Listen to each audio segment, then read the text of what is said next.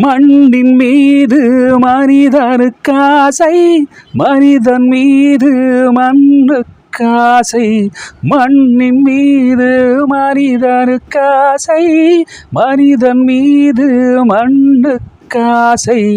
மண்தான் கடைசியில் ஜெயிக்கிறது, இதை மனந்தான் உணர மறுக்கிறது. கையில் கொஞ்சம் காசு இருந்தால் நீதான் அதற்கு எஜமானும்.